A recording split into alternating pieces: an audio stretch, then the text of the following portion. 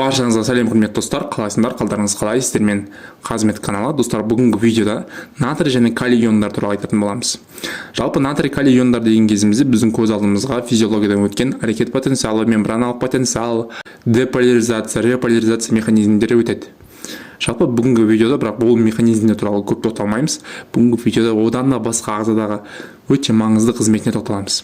Жалпы натрий калий деген кезде не үшін әрекет потенциалы, реполяризация, деполяризация еске түседі? Себебі ол механизмдермен тығыз байланысқан.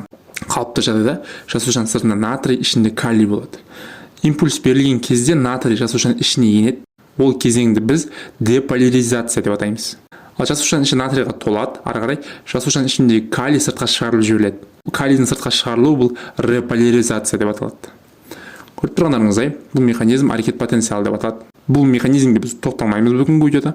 Натрий калийдің бұл механизмнен басқа да өте маңызды зат алмасуға қатысатын қызметі бар. Енді қараңыздар. Натрий деполяризация кезінде жасушаның ішіне енеді. Жасушаның ішіне енген кезде ол өзімен бірге суды алып кетеді. Натрийдің қасиетін білесіздер, ол осмостық қысымды ұстайды.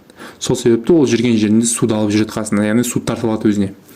Жасушаның ішіне өзімен бірге суды алып кірді, сумен бірге жасушаға қоректік заттар, яғни амин қышқылдар, майлар, глюкозалар жасушаның ішіне енеді. Көріп тұрғандарыңыздай, натрий мен қоректік заттар жасушаның ішіне енді.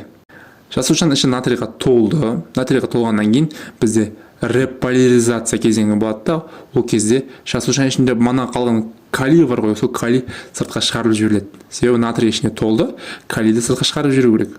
Калий сыртқа шыққан кезде, мына жерге мән беріңіздер, бізде қоректік өнімдер кірді ғой жасушаға. Қоректік өнімдер пайдаланылды жасушаның ішінде. Глюкоза митохондрияда, амин қышқылдар рибосомада деген сияқты пайдаланылды. Ол пайдаланылған кезде ол өнімдердің соңғы өнім пайда болады реакцияға түскеннен кейін.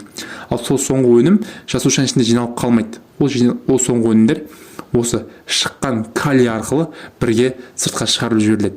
Осы екі элементтің ең басты қызметтерінің бірі осы, достар. Енді қараңыздар, егер ағзаға натрий жетіспесе, не болатыны белгілі, яғни қоректік өнімдер жасушаға енгізілмейді.